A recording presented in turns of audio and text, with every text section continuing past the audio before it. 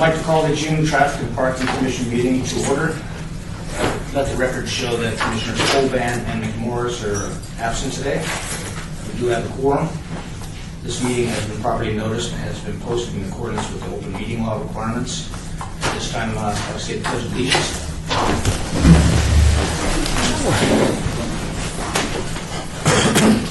Allegiance to the flag of the United States of America and to the republic for which it stands, one nation, under God, indivisible, with liberty and justice for all.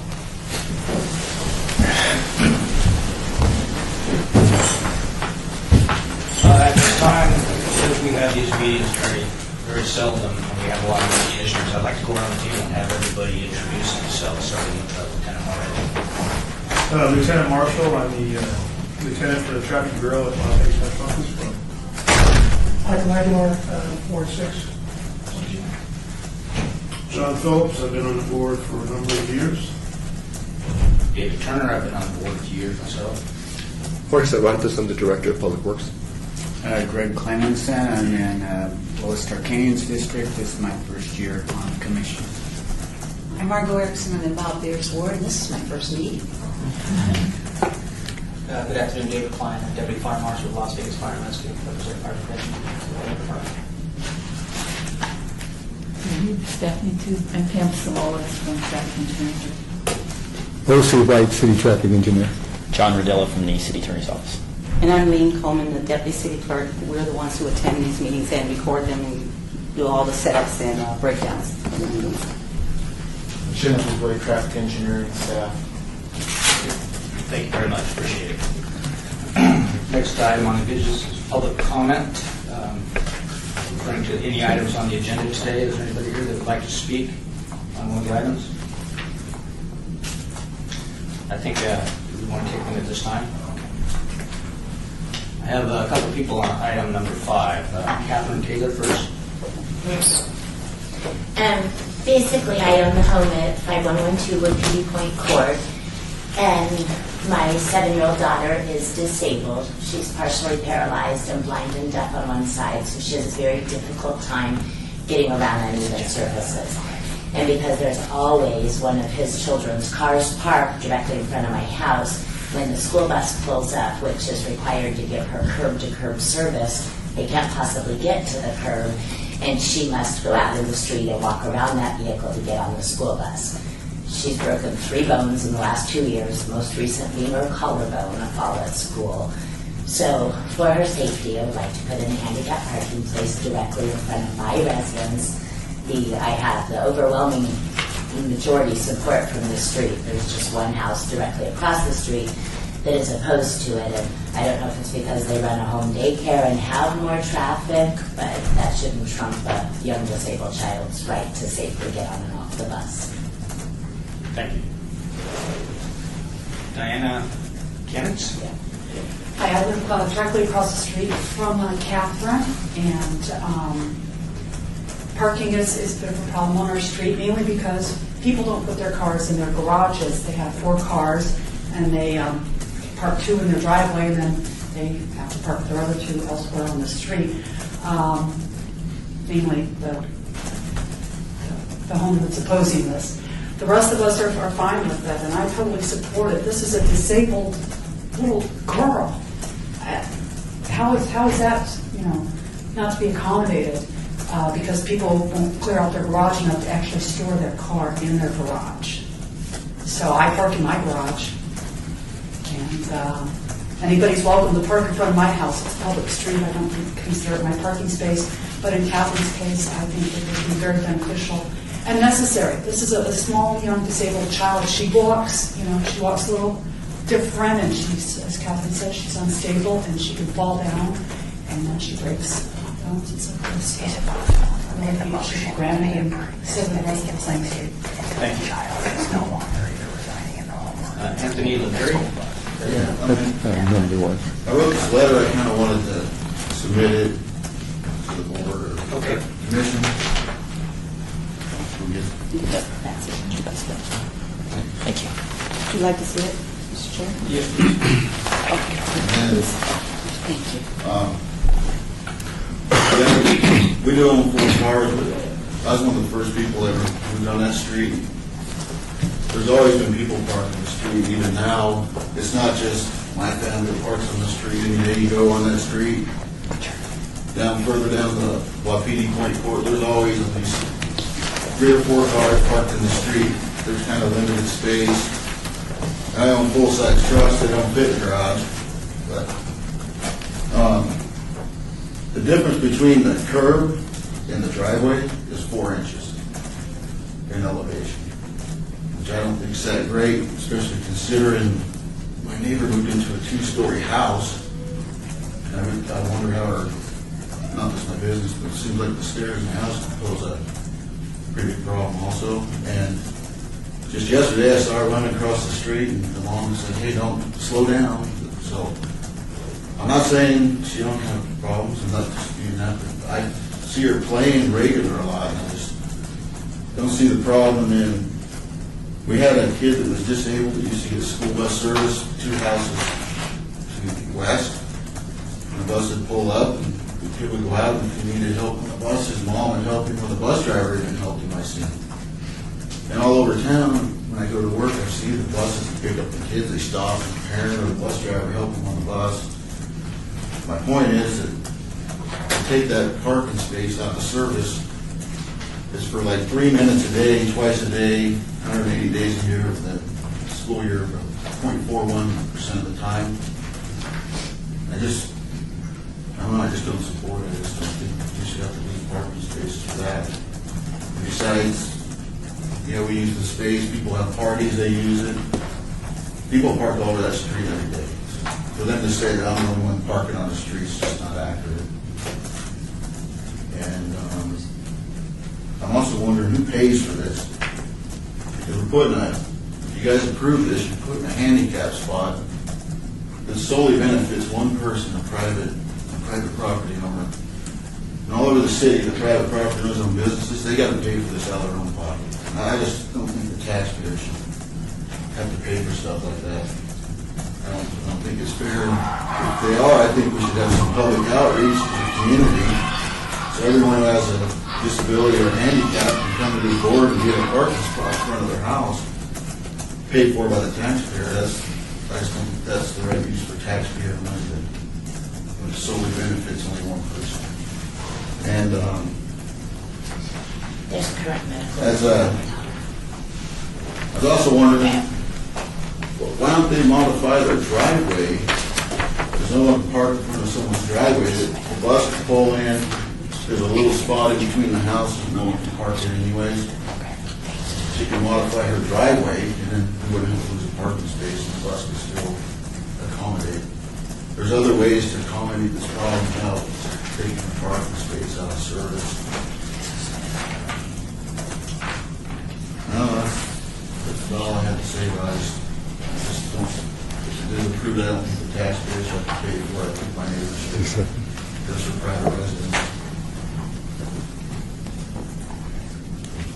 Thank you. I'm just opposed to it. Appreciate that, thank you. Okay. Is there anybody else? All right, with that, we'll go to item number 5. Or, excuse me, we need to approve the final minutes of the last meeting, the January 24th meeting. I'd like to approve the meeting minutes for January 24th. Greg Clemenson. Second. All in favor? Aye. Opposed? Passes. Okay, item number 5, discussion for possible action regarding the installation of a handicap parking zone in front of 5112 Wapiti Point Court. The city of Las Vegas received a request to have a handicap parking place installed in front of the subject address. And we went through the normal process, asked for the handicap, if they had a handicap placard or evidence of handicap. We got the copy of the placard, a copy of a letter from the school district indicating it was a disabled child. It's her IEP, Individualized Education Plan. And we were able to ascertain that they did qualify for a parking space. We asked that they would contact their neighbors, to let their neighbors know that they were interested in doing this, and as a result, we had neighbors on both sides of the home, and a couple of neighbors on the other side of the street, but one neighbor was against it, and that's why we brought it to this board for determination of whether or not we should move forward. I have spoken with, I personally have not had a chance to speak with the applicant, but I have spoken to the gentleman that is against the request. I tried to indicate to him that this was a program that we have been working with for the last 15 years that I've been with the city. We have a number of handicap parking spaces throughout the city of Las Vegas in front of residential homes where those folks qualify for that type of service. And it's not that it's anything special, it's part of our providing access for all of our citizens in the city. This particular location, we because of our history, we like to make sure that we put it in front of the person's house that is actually making the request, not in front of somebody else's house. And in this particular case, there's enough room for a parking space to fit right in front of the home of the applicant. And staff recommendation would be to install the handicap parking stall. The other thing I wanted to bring, just to remind folks, if the applicant was to have if something happened where that handicap placard no longer was at that address, then the space would revert back to a normal space. If they were to move, we would then go out and take down the sign and replace make it back just a typical parking space. But other than that, our recommendation is to install the parking space. Commissioners? I have a question. Since I have worked with handicap, is it feasible to have, as in some places, a time that it's only handicap, so at night when the families return, it wouldn't be? The way the law reads, I've never seen a conditional handicap parking space before, because a couple of things happen. To make it a handicap parking space, it has to be painted blue, and it has to have a sign up front. And that would be something we'd have to look at to see if that could be done, but I've never experienced that type of handicap parking space. Primarily because what happens is with handicap parking, it's possible that it may take longer than you would anticipate, and so we couldn't put a time limit on when it could be a handicap, because the nature of the space is so that there is no time limit. I might offer that I did go to the neighborhood yesterday and surveyed the situation, and I could describe it a little bit. The homes are very close together. There is in front of the house enough sidewalk space for a driveway that for two cars to go up to the garage, and enough sidewalk space for one vehicle in front of the house. So the parking spaces on the street are in short supply to begin with because the lots are fairly narrow. I also noticed that the majority of the residents in the area don't park their cars in the garage. They park them either in front of their house in the driveway or on the street. I did notice that the house that is directly to the west and adjacent to Catherine's home has two vehicles in the driveway that are disabled. I don't know if they're this gentleman's house or not, but that puts the parking even more in short supply, because those those vehicles are not operable, and so they're taking up those 2 spaces in that driveway.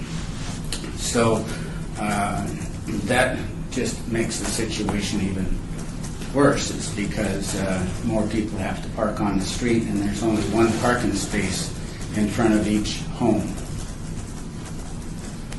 Mr. Chairman, I have a couple of questions. Mr. White, are there any ADA obligations in this matter? Are there any legal obligations to make a reasonable accommodation? Our policy has been to try to make it as accessible as possible for everyone. The ADA over the years have changed as far as different standards, but when it comes to curb parking, we have provided that service, and it's one that we don't take very lightly, because we're willing to bring it to this committee, where typically any other type of parking issue we handle through the office administratively. But when it comes to dealing with the ADA, we'd like to make sure that we cover all bases. I guess my question is the city obligated under ADA to do this? Or are there any implications from a legal perspective? When you say obligated, we as a city, we're obligated to make sure that the sidewalks and public places are all provided for, that we are in control of. We provide for the people with disabilities. So in one sense, we kind of are, but how far we have to go varies from jurisdiction to jurisdiction. The other question I have is there a homeowners association that governs this area? And if so, are there CC&Rs that speak to public parking? This is a public street, so it's city right-of-ways. If it had been in the side of a private or homeowner controlled situation, they would have been making the decisions on where to put the handicap parking. And then, sorry, one last question. The vehicle that picks the child up, I assume, just looking at the map, does it proceed on a westbound direction, pick the child up, then go to the cul-de-sac and then revert back out? Is that how it works? So the door picking up the child is opening to the house, is that correct? Correct. Okay. And with a handicap space there, it's a full-size school bus with a wheelchair ramp that comes. So between my driveway and that space, there's room for the bus. How much time does it take to deploy the ramp, load the child, and then... The ramp isn't necessary for her at this point, but that is the type of... So she's not a wheelchair, she's ambulatory? Yes, she is ambulatory. You said full-size bus, though. I imagine the big bus. That's correct. 40 passenger. Yeah. That's correct. And it'll fit. And the bus will make that turnaround? And the thing with her IEP, an IEP is a legally binding document in itself. And the school district is required to follow that. The transportation department is required to follow that. And it calls for curb-to-curb specific service. My question, though, is I have a hard time picturing a 40-foot bus parking there in that parking spot. No, it takes in my whole driveway also. The bus blocks because I park in the garage. So between my whole driveway and that parking place, the bus can't get. The idea was that the driveway, the only person that can park in front of a driveway, is the property owner. But that's about 20, 25 feet wide. The other 20 feet that she's looking for, that would be the handicap parking, that would be open more often for when the bus come in. It would have enough room to get in and make the pickup. And using the driveway also as part of the pickup area. So the bus would parallel park? Correct. Yeah. Can I clarify a little bit what Mr. Aguilar was getting to with the ADA? Is that is it a requirement that the bus park literally right where that parking space is in order to pick up Is that a requirement, or is it that it's acceptable under the ADA or however the bus works, that it pulls up and stops in the traffic lane and picks up the child, where in that case they'd have to walk, I don't know, what is 20 feet from the curb to the bus? I mean, is it required by the ADA or by the school bus company or the school that that bus be literally in that parking space that is in dispute? I'm not aware of the, I couldn't answer that question, sir. I'm not sure what the policy of the bus drivers that they have to follow, if they need to be next to the curb or not. When you look at a regular school bus on driving down a major street and they make a stop, they can just about stop anywhere. A lot of times they tend to try to stop in traffic to help stop the cars from going back and forth, because they turn the flashing lights on and everything comes to a stop. In this particular case, I'm not sure if they're turning on their lights when they come in and pick up the child. They do. They do. I canceled service a couple months ago because it was no longer safe for my child to get on and off the school bus until I could get this accomplished, which I will restart up service again. But her transportation page of her IEP declines close to home and requires curb to curb. And this has to be followed by the ADA. Whether you make the decision to put in the parking place or not, the bus driver is required, because otherwise you're going to parents suing the school district. I don't believe ADA comes to try to message. I'm a little confused though, because what it sounds like is, looking at the map of the house, that the blue part of the house, what it sounds like is being described to me is that you have a portion of that frontage that is essentially the driveway, and nobody parks in the driveway. Right? And then you have a portion in front of the house that there's essentially a place for one vehicle to park. Correct. And what is being proposed is that one vehicle parking location be reserved for handicap only. Right. So that when the bus comes, it can pull into there, and effectively, because it's a full-size bus, it can pull in more easily and get out of the flow of traffic. Right. But the door is still about where the driveway is that correct? I'm not sure how far back, when you look at the school bus itself, they may be able to get it right there at the curb. No, but my point is, it comes in and it's Right. it's right on the door.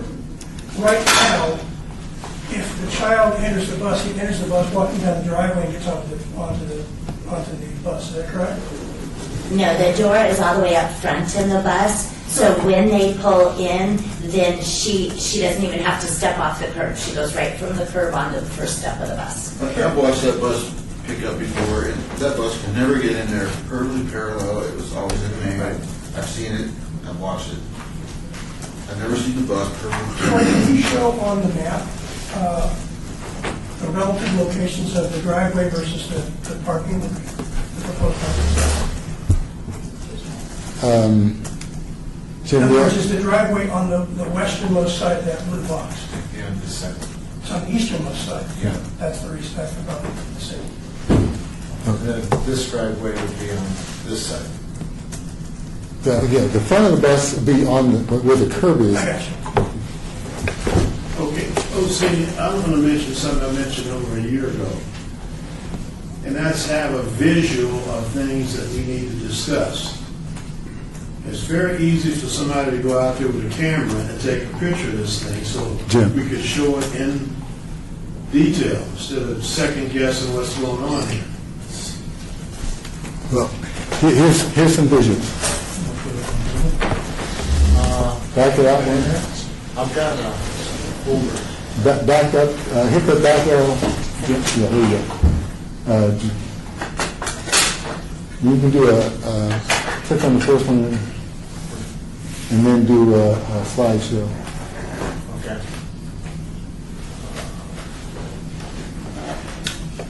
Move it over. I think this is slideshow. Oops, right the wrong one. Would you need to, oh, yeah, you can just arrow them over, just punch them over.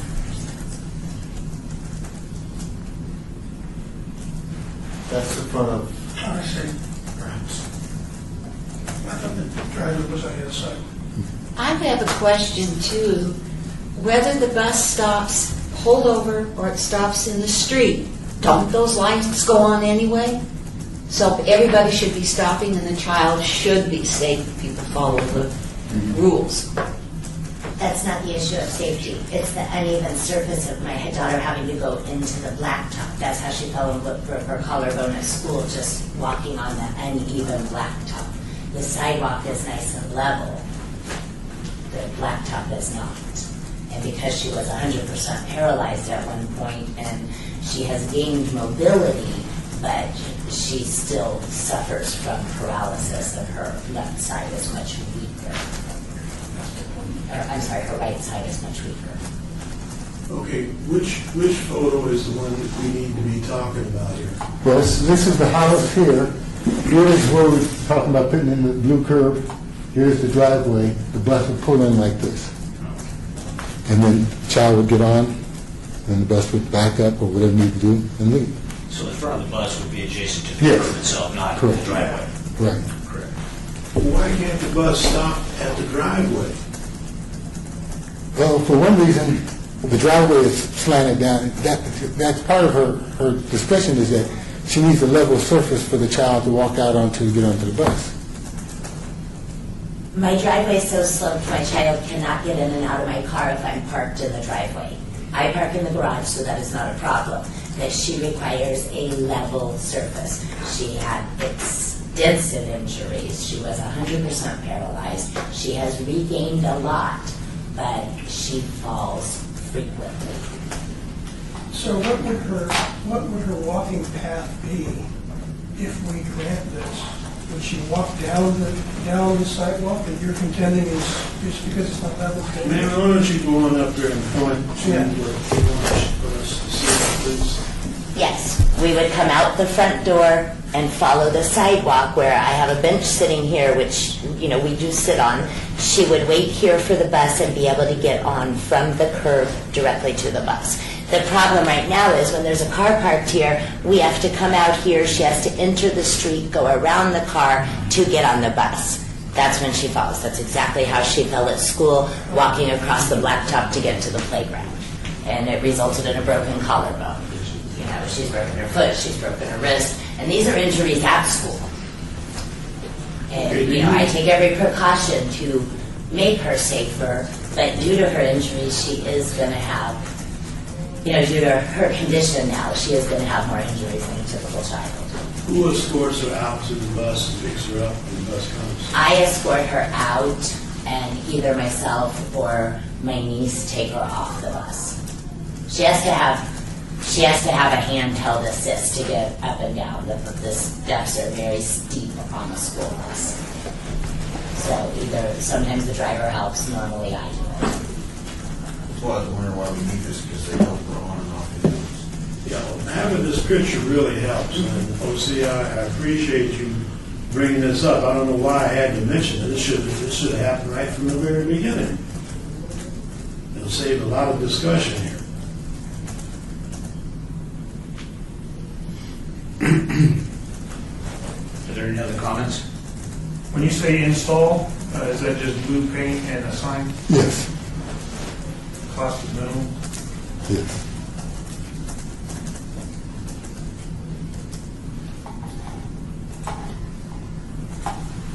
Any other comments? Somebody would like to make a motion? I'll make a motion for approval. Second. All in favor? Aye. Aye. Aye. All opposed? Aye. Motion passes. Mr. Chair, I'm sorry, could you confirm who opposed, whether there's some opposition? Phillips? Opposed? Opposed. Thank you.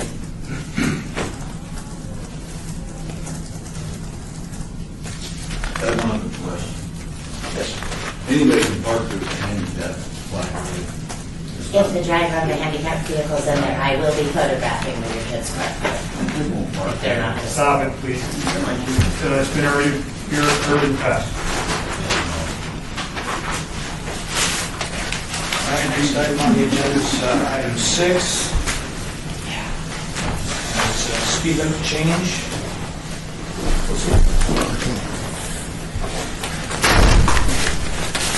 Item number 6, discussion possible action to upgrade the traffic schedule, 25-I-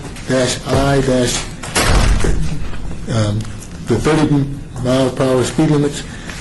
What we've done is we've gone through and over the last few or several months, I should say, we have had roads completed and adjustments made to the different streets, and we had some that we posted 30 that actually had not had a chance.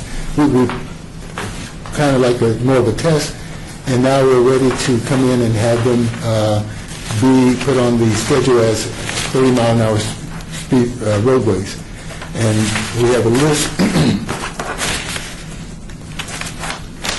for the 30 miles an hour streets. We have 13th Street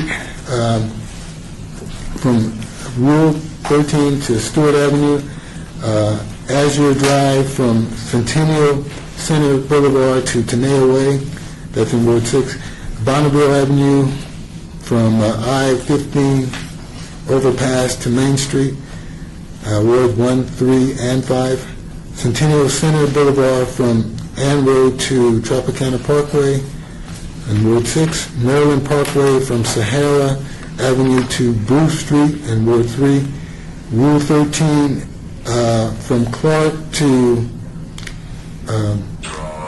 13th Street in Ward 3, and this is where the road kind of changes direction slightly.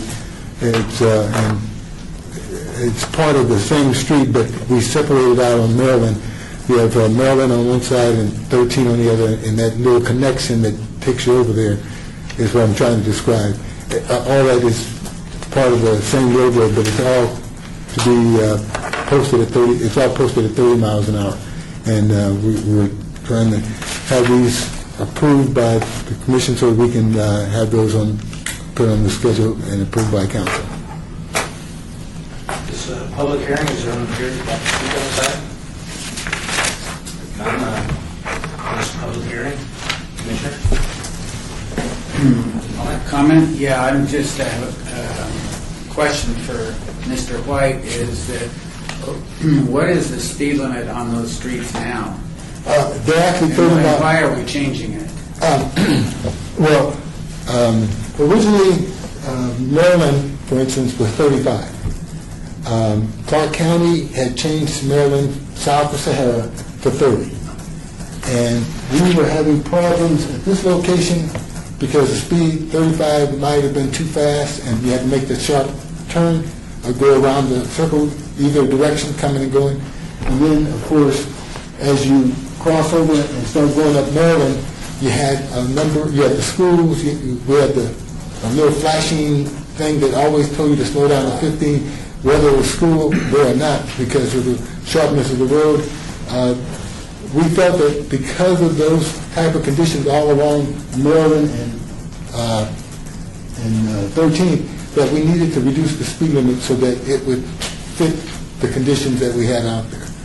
And so that's why you see this one. Bonneville, coming into downtown, most of the streets downtown are 30, and so Bonneville was, in fact, Bonneville was the only section between downtown and Alta, and Rancho, because Rancho is actually 30 all the way across till you get to Valley View, or just before you get to Valley View. And so we just tied that into the downtown street and made it consistent with one speed limit. And so we made the correction already. We posted it now 30, and so we're just we have that ability to be able to post before we make it a law, and then if we see something that's not working, then we can go back and actually make a correction. But in this case, we think these are the right speeds to have. Well, I understand on Maryland, that I get. This Bonneville, it seems to me that Bonneville that goes from Rancho Yes. to Valley View, correct me if I'm wrong, that's a two-lane street. It actually becomes Alta. Alta, right. It's a two-lane street. It has Curves and everything. curbs and islands, and it's curvy to slow down the traffic, whereas the Bonneville is literally two lanes of traffic going each direction. Correct. And it has a divider in between the two lanes, so it's a different kind of a street there. Correct. And it was between that part of Bonneville, because this is Bonneville here, but from here to here was the only section. For a while we had at 35, I believe it was, and then we just to make it consistent with both sides, we made it 30. So we'll see the speed limit today on Bonneville between I-15 and Rancho is 30 miles per hour. Correct. It's been like that for a while, hasn't it? I'm the one, yes. It's been working out okay then? Or is the traffic seems to be about the right speed limit for that particular area? We think it's the right speed limit. There may be a few folks that think it could be a little faster, but our concern was that we neck it down pretty quick when you get, as you approach Rancho going westbound, because Rancho, Alta, when you cross Rancho and go into Alta, it's just one lane in each direction. The other place here, you go right by the police headquarters, and so we do have pretty good compliance.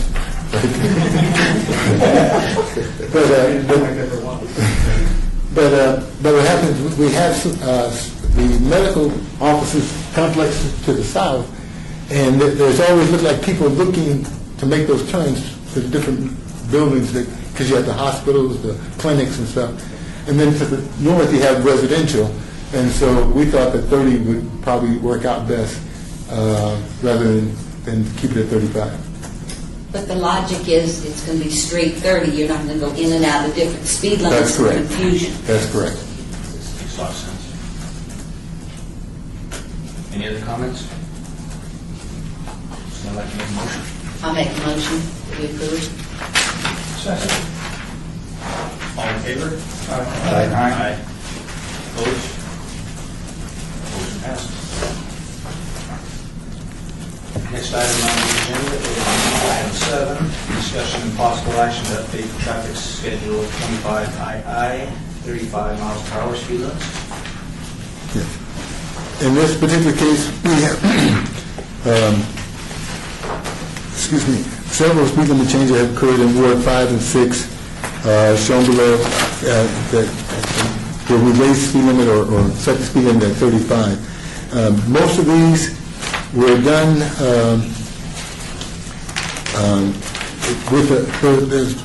there's a number of things that happened. Some of the streets, let me go over the streets for you very quick. Cary, between Martin Luther King Boulevard and Rivera, we share half the street with North Las Vegas, and the other half is ours. And so we try to be consistent on both sides, with both cities. And so if they're having 35, we would use 35. The 85th percentile is probably a little bit higher than that, but it's within range, so the 35 was a good speed limit to go at. Farm Road from Maverick Street to Jones, this is up north in Ward 6.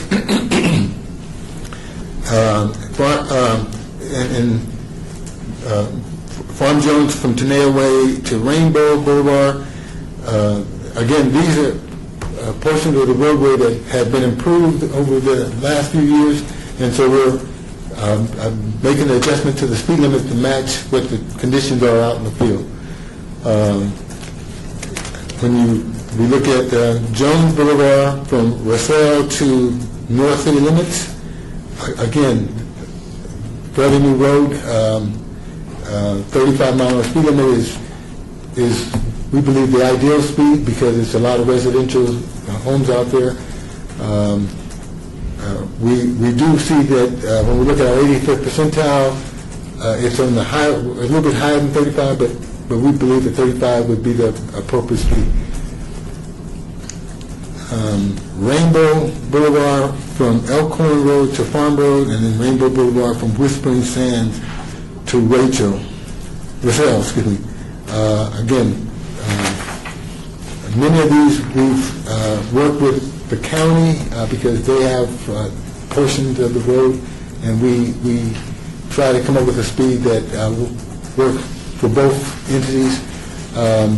In many cases, you'll see that the city section is well developed, and the county section is not quite complete yet, and so we're still sharing parts of the road together, and so we try to come up with a speed limit that would satisfy both agencies and move traffic fairly well. And these are the ones that we're asking to go 35 miles an hour. Commissioners, any comments? It's pretty straightforward. Someone like to make a motion? I'll make a motion. Second. For approval? Aye. Aye. Opposed? That item passes. All right, next item on the agenda is item 8, discussion of possible action to update traffic schedule 25 III 40. Mr. White? Yes, the Elkhorn Road between Durango Drive and Cimarron in Ward 6 is, the 85th percentile was a little bit higher than 40, but we believe that 40 miles an hour is the appropriate speed, and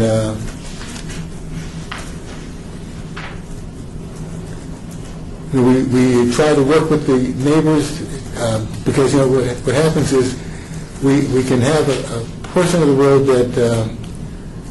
that we can put too low, and then we get a lot of people worried about getting tickets.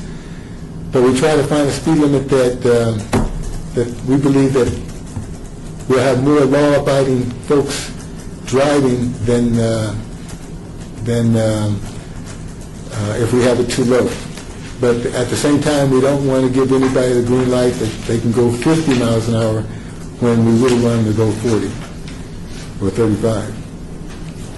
But Elkhorn has been completed. It's in really good shape, and 40 miles an hour is the speed limit that we're recommending at this time to be the speed limit for this portion of Elkhorn. Any comments? I'd like to move that we approve this action item. Second. All those in favor? Aye. Opposed? That item passes. Next item on the agenda is item 9, discussing for possible action on the elect annual officers. Seeing as how we have a few more people during this meeting, I guess we could probably go ahead and do this again. Would anybody like to nominate anyone? What kind of officers are we nominating for? Chairman and vice chair. Chair and vice chair? Mr. Chair, I think you've done a wonderful job, so that's why we should continue on.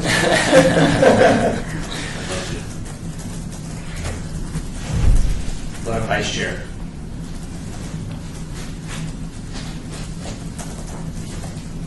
I'll nominate John Phillips, vice chair.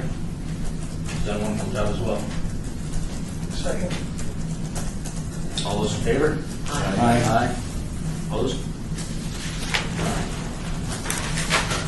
Now we have citizens' participation. I don't see any citizens here, but is there anything anybody would like to add to this meeting? Well, I'd just like to say it was nice that we had a photograph. Absolutely. We had a lot of unnecessary discussion, and I would have liked to seen the young lady come up, the mother, and point exactly where she wanted to have this handicap area shown and where the bus is actually stopping. I mean, we did a whole lot of unnecessary gyration on that. When we had a picture, and the expression is a picture's worth 1,000 words, right? Well, hopefully we can look at providing some pictures on different subjects.